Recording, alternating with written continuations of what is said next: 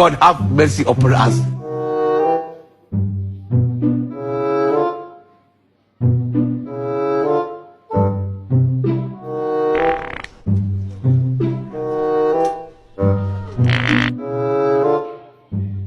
You get it?